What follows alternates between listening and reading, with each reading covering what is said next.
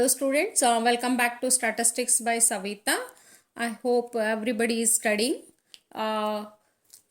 Today in this video I am discussing about the 10 marks. 10 marks, 2 if have to solve it out of 3 questions. Okay.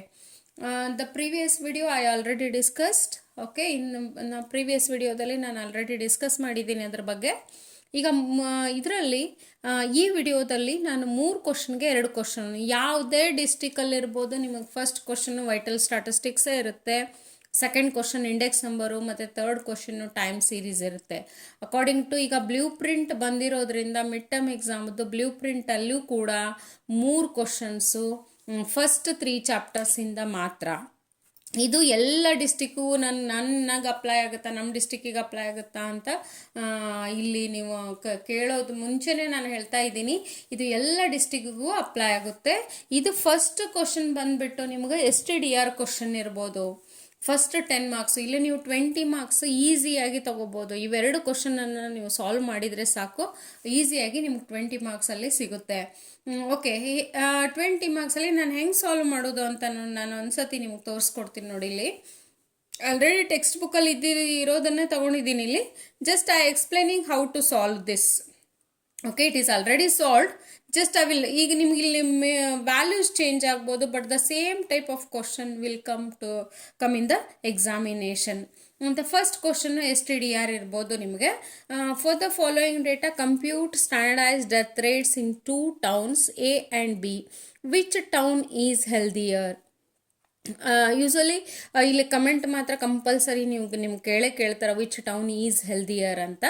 Okay, you have to do it as a STDR of the 2 towns A and town P. ಇಲ್ಲಿ village A, village B ಇರ್ಬೋದು, population A, population B ಇಂದ locality A, locality B ಅಂತ ಇರ್ಬೋದು. Age group first column, second column town A ಅಲ್ಲಿ ಪಾಪ್ಯುಲೇಷನ್ನು deaths ಮತ್ತು standard ಪಾಪ್ಯುಲೇಷನ್ನು. Okay, how to solve this one? Okay, 10 marks sum.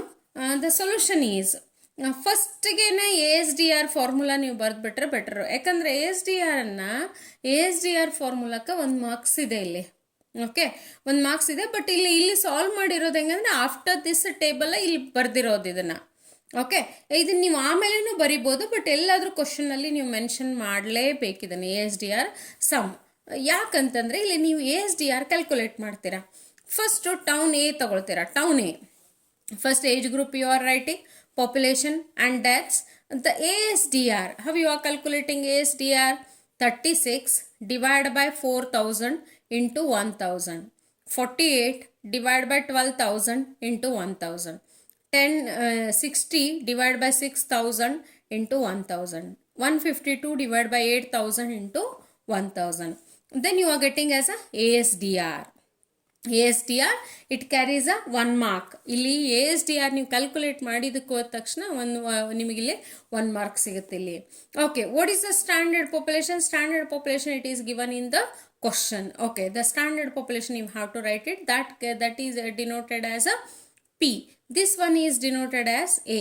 P into A you have to multiply 2,000 into 9, 3,000 into 4, 6,000 into 10 and 4,000 into 19. Then P into A if have to multiply. Then P into A if have to take a total of this summation of PA, that is 1,66,000. Then what is the standard population total? That is a summation of P is equals to 15,000. Okay, then how you calculated ASDR? ASDR is calculated by using this formula. Number of deaths in the specific age group in a year divided by average population in that age group into 1000. Just you are showing how you calculated. ಇಲ್ಲಿ 9 ಬಂದದಲ್ಲ, ಅದು 36 divide by 4000 into 1000 ಒಂದನ್ನು calculate ಮಾಡಿ ಇಲ್ಲಿ ತೋರಿಸಿದ್ದು. Okay, it carries a 1 mark ಇಲ್ಲಿ. Okay, ಇಲ್ಲಿ ನಿಮಗೆ ಇದ್ರ ಟೋಟಲು 3 ಮಾರ್ಕ್ಸು ಪ್ಲಸ್ 4, ಇಲ್ಲಿ 4 ಮಾರ್ಕ್ಸ್ ನಿಮಗಿಲ್ಲಿ ಇದು ಫಸ್ಟ್ ಟೌನ್ ಎ ಅಲ್ಲೇ ನೀವು ಬಂದ್ಬಿಡುತ್ತೆ ನಿಮಗೆ. Then town B how you are calculating age group, population, deaths.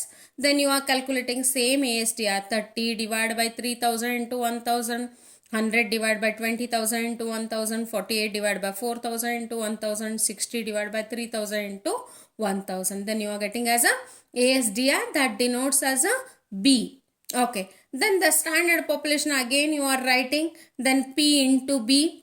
Okay, and just PB, the total of PB, P into B you are calculating, multiplying both the columns, and then you are taking a total of this. That is 1,87,000, and the summation of P is already calculated. That is the summation of P is equals to 15,000. Okay, after this you have to substitute it in the formula, that is STDR of A, that is summation of PA divided by summation of P. 1,66,000 divided by 15,000. ಇಲ್ಲಿ ನೋಡಿಲೆ ಒಂದೊಂದು ಸತಿ ಏನು ಮಾಡ್ತೀರಾ, ನಾನು ವ್ಯಾಲ್ಯೂಯೇಷನ್ಗೆ ಹೋಗಿರ್ತೇನಲ್ಲ, ವ್ಯಾಲ್ಯೂಯೇಷನಲ್ಲೆಲ್ಲ ನಿಮ್ಮ ಪೇಪರಲ್ಲಿ into ಮತ್ತೆ 1,000 ಮಾಡಿಬಿಡ್ತಾರೆ. ಯಾಕಂದರೆ ರೂಢಿಯಾಗಿರುತ್ತೆ ನಿಮಗೆಲ್ಲ ಅಲ್ಲಿ ವೈಟಲ್ ಸ್ಟ್ಯಾಟಿಸ್ಟಿಕ್ಸಲ್ಲಿ ಇಂಟು 1,000 ಎಲ್ಲ ಫಾರ್ಮುಲಾಗಿ ಮಾಡಿಬಿಟ್ಟಿರೋದು ಸೇಮ್ ನಿಮ್ಗೆ ರೂಢಿ ಆಗಿಬಿಟ್ಟಿರುತ್ತಿಲ್ಲ. That's why you are doing, but don't do it, it is already calculated per 1,000. ASTR you already calculated. That's why summation of PA divided by P is P, and summation of PB divided by summation of P. Then this answer is 11.06 and 12.46. Then which one is less?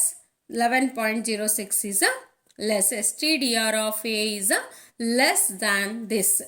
Less ಇದ್ದಾಗ ಅಂದರೆ ಯಾವುದು deaths ಕಡಿಮೆ ಐತಲ್ಲ ಅದು more healthier ಅಂತ. ಯಾವುದು deaths ಕಡಿಮೆ ಆಗುತ್ತಲ್ಲ ಅದು more healthier. Then you have to write mention it, because the question they ask this carries a 1 mark. ಇಲ್ಲಿ ನಿಮಗೆ ಇದು ಆನ್ಸರ್ ಇಲ್ಲೊಂದು 1 2, this is 3 4, this is 5 6 7 8 and 9, this one 10. Okay, the total it is a 10 mark question. Total it is a 10 mark question. Okay, this ಈಗ ನಿಮ್ಗೆ ಇಲ್ಲಿ ಏನು change, ಇಲ್ಲಿ deaths population ಕೊಡ್ಬೋದು, ಬಟ್ ಸ್ಟ್ಯಾಂಡರ್ಡ್ ಪಾಪ್ಯುಲೇಷನ್ ಒಂದು ಸಪ್ರೇಟ್ ಕೊಟ್ಟಿರ್ತಾರೆ, ಅದ್ರ ಪ್ರಕಾರ ನೀವು ಇಲ್ಲಿ ಕ್ಯಾಲ್ಕುಲೇಟ್ ಮಾಡ್ಬೋದು.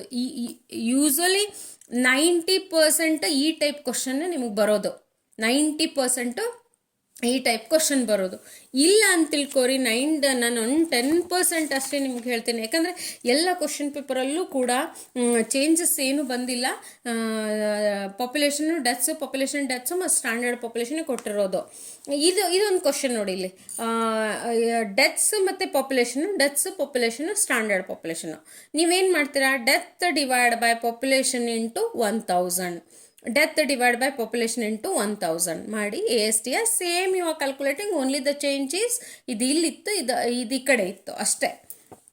Then the one more type of question, this question is only for 5 marks question. Deaths per 1,000, that is A is already calculated, B is already calculated, this is P into A, P into B. Then it is already calculated, that's why it is a 5 marks question. ಅಲ್ಲಿ GRR NRR question ನಿಮಗೆ 10 ಮಾರ್ಕ್ಸಿಗೆ ಬಂದುಬಿಟ್ರೆ, ಇದು STDR question ಏನೈತಲ್ಲ 5 ಮಾರ್ಕ್ಸಿಗೆ ಕೇಳ್ಬೋದು ಅಂತ. Okay, the one more type of question, just I will show you. ನಿಮ್ಗೆ ಅಂದರೆ ಕ್ಲಾರಿಫಿಕೇಶನ್ ಎಲ್ಲನೂ ಒಂದೊಂದು ಟೈಪ್ ನೀವು ಮಾಡ್ಕೊಂಡ್ಬಿಡಿ. ಈಗ ಮುಂದೆ ನೀವು ಎಲ್ಲಾದರೂ ಫೈನಲ್ ಎಕ್ಸಾಮು ಮತ್ತು ಪ್ರಿಪ್ರೇಟರಿ ಎಕ್ಸಾಮಲ್ಲೂ ಅಟೆಂಪ್ಟ್ ಮಾಡಲೇಬೇಕು. ಅಲ್ಲಿ ಎಲ್ಲಿ ಒಂದು ಕ್ವಶನ್ ಬಂದರೂ ಕೂಡ ನೀವು ಮಾಡಲೇಬೇಕು. ಇಲ್ಲಿ ನೋಡಿಲಿ, compute crude death rate and standardized death rate for the two towns A and B by taking town A as a standard population. Hence find which town is more healthy. ಇಲ್ಲಿ ಒಂದು sentence ಇದೆ, ಇಲ್ಲಿ taking town A as a standard population ಅಂತ. Okay, taking town A as a, ಇದು town ಏದೇನು ಐತಲ್ಲ ಇದನ್ನ standard population ಅಂತ ತಗೊಳ್ರಿ ಅಂತ. ನೀವು ಒಂದು ಕೆಲಸ ಮಾಡಿ, ಇದನ್ನ ಇಲ್ಲಿ ಈ ಕಡೆ ಹಾಕ್ಬಿಟ್ಟು ಸ್ಟ್ಯಾಂಡರ್ಡ್ ಪಾಪ್ಯುಲೇಷನ್ ಅಂತ ಒಂದು ಕಾಲಮ್ ತಗೊಂಡ್ಬಿಟ್ಟು ಈ same this population you write it here and the same procedure you apply. ಇದನ್ನು ಮತ್ತೆ ನೀವು ಸೇಮ್ ಇದನ್ನು ಸ್ಟ್ಯಾಂಡರ್ಡ್ ಪಾಪ್ಯುಲೇಷನ್ ಅಂತ ಬರ್ಕೊಂಡ್ಬಿಟ್ಟು ಸೇಮ್ ಪ್ರೊಸೀಜರ್ನ ಅಪ್ಲೈ ಮಾಡಿದ್ರು ಸಾಕು, you are getting a full marks. ಇಲ್ಲ ಅಂದರೆ ಯಾವುದು ಸ್ಟ್ಯಾಂಡರ್ಡ್ ಪಾಪ್ಯುಲೇಷನ್ ಕೊಟ್ಟಿರ್ತಾರಲ್ಲ ಅದರದ್ದು CDR ಆನ್ಸರು ಸೇಮ್ ಬರುತ್ತೆ. That's why CDR of A is equals to STDR of A. ನೀವು ಒಂದು ಸತಿ ಬೇಕಾದ್ರೆ ಕ್ಯಾಲ್ಕುಲೇಟ್ ಮಾಡಿ ನೋಡ್ಕೋರಿ. STDR same answer, CDR same answer ಬರೋದ್ರಿಂದ ಅವ್ರು ಏನು ಮಾಡಿಬಿಡ್ತಾರಲ್ಲಿ, ಯಾವ ಪಾಪ್ಯುಲೇಷನ್ ಕೊಟ್ಟಿರ್ತಾರಲ್ಲ ಅದರದ್ದು ಅಷ್ಟೇ CDR ಮಾಡಿಬಿಟ್ಟು ದ್ಯಾಟ್ಸ್ ಈಕ್ವಲ್ ಟು STDR ಅಂತ ಮಾಡಿಬಿಡ್ಬೋದು. Okay, this is a one type of 10 marks is over. Okay, ಇಲ್ಲಿ ಮ್ಯಾಕ್ಸಿಮಮ್ ಇದು 90% ಇದು STDR ಬರೋ ಚಾನ್ಸಸ್ ಇದೆ. ಇಲ್ಲ ಅಂತಂದರೆ ಇಲ್ಲಿ ನಿಮಗೆ GRR NRR ಕ್ವಶನ್ನು, GRR NRR ಕ್ವಶನ್ನು just this is like that. Okay, ಇಲ್ಲಿ ನೆಟ್ ರಿಪ್ರೊಡಕ್ಷನ್ ಅಷ್ಟೇ ಇದೆ, ಬಟ್ ಇಲ್ಲಿ ಇದೇ question, same type of question they ask for a 10 mark question. Calculate gross reproduction rate and net reproduction rate from the data given below and comment on it. Then if the age group they are giving, female population, female births and the survival rates, how they calculated, just we will see. Okay, this is age, female population and female births. Then you are calculating a same ಅಲ್ಲಿ SDR ಹೆಂಗೆ ಮಾಡ್ತಿದ್ರಲ್ಲ, same WSFR, woman specific fertility rate.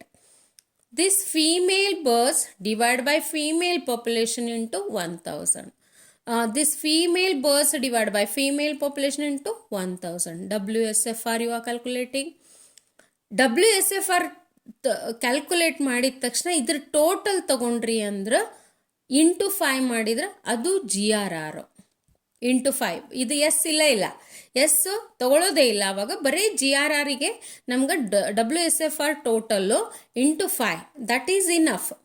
Then S when we are considering for net reproduction rate NRRಗೆ, ಇಲ್ಲಿ WSFR into S, WSFR into S column wise ಮಾಡಬೇಕು. ಒಂದೊಂದೇ column wise ನೀವು ಎರಡನ್ನು multiply ಮಾಡಿ ಅದರ ಟೋಟಲ್ ತಗೊಂಡ್ಬಿಟ್ಟು NRR GRR is equals to 5 into summation of WSFR ಮಾಡಿಬಿಟ್ಟಿರ್ತೀವಿ.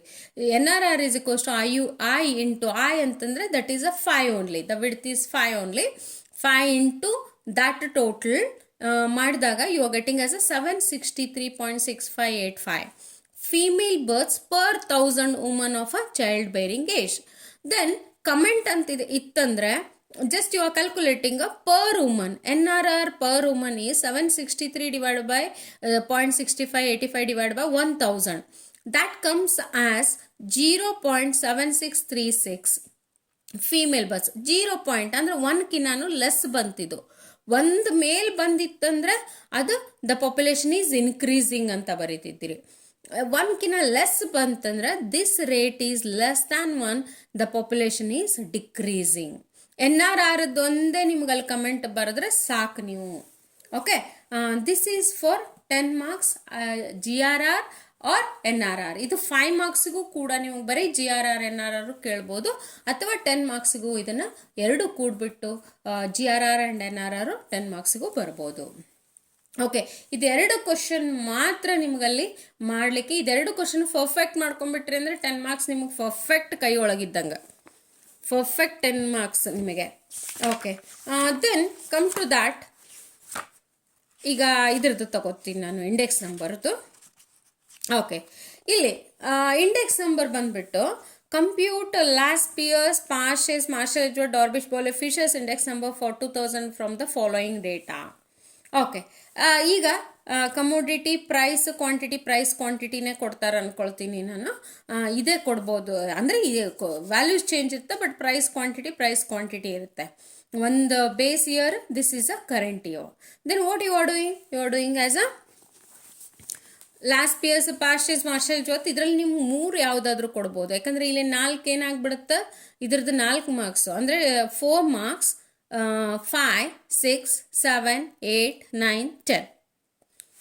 Any 3 they ask, any 3, last Pierce, Parshes, Marshall Jyoth, last Pierce, Parshes, Dorbish Bole, maybe Marshall Edgeworth, Dorbish Bole and Fishers, like that. Okay, then when you are doing these multiplication, this is P0, Q0, P1, Q1. ಇಲ್ಲಿ ಇದೊಂದು confusion ಆಗಬೇಡ್ರಿ. Okay students, ಇಲ್ಲಿ this is base year P0, Q0, P1, Q1, this is.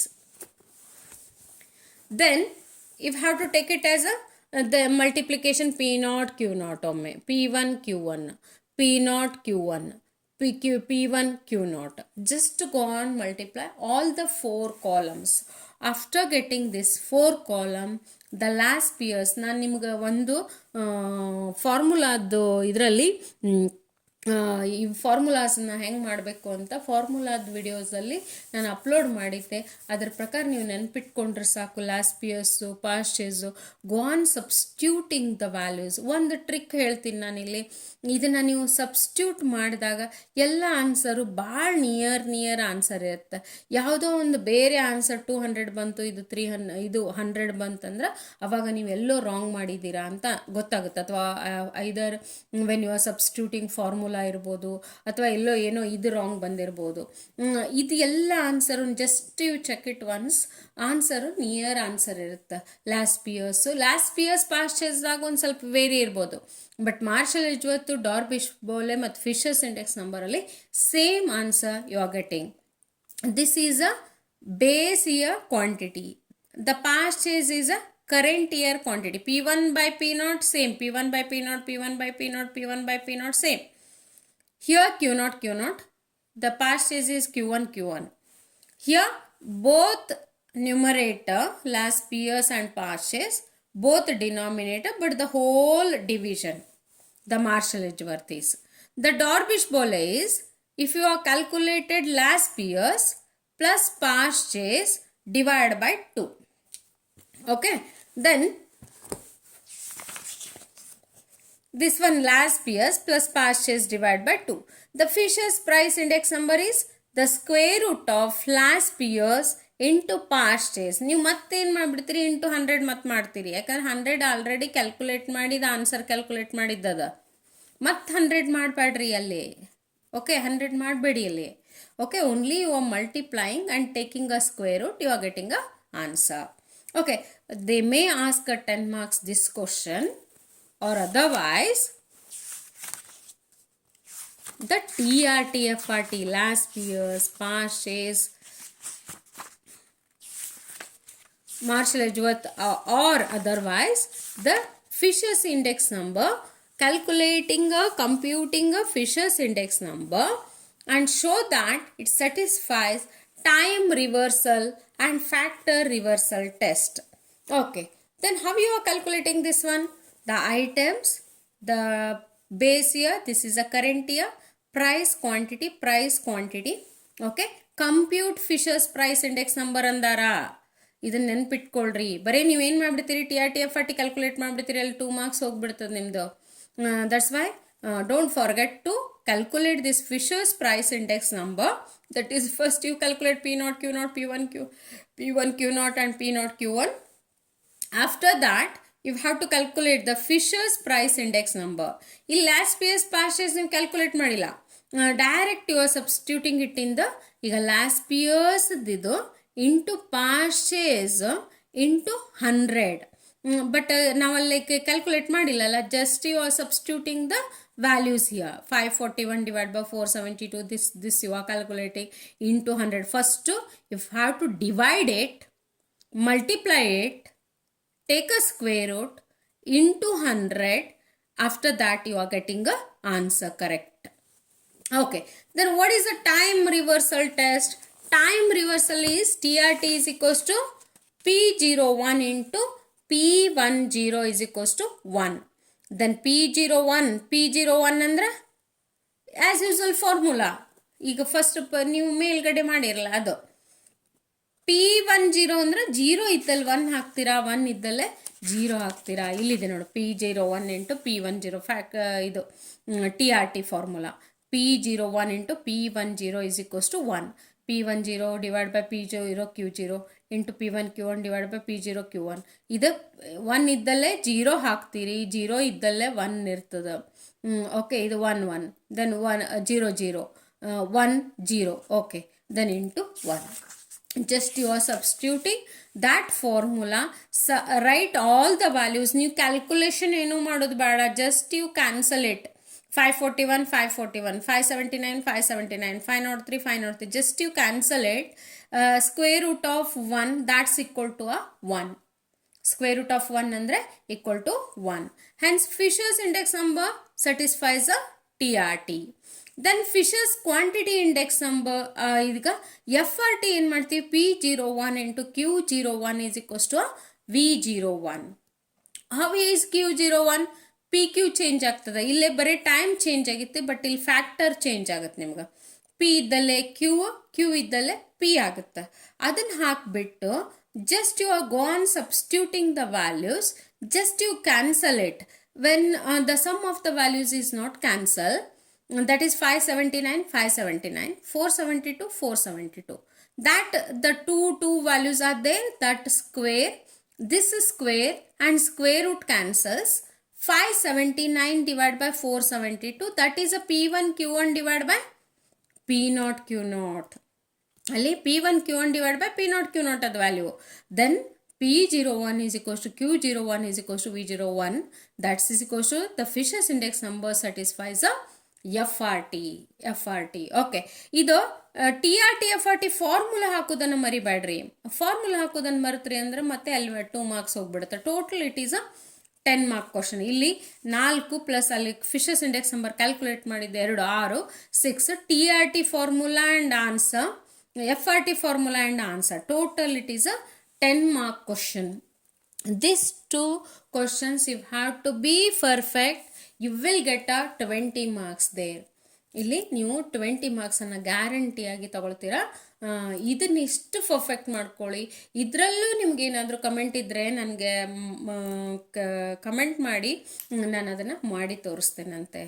Okay students, thank you for watching the video. Subscribe, like and comment the video. All the best. Score out of out.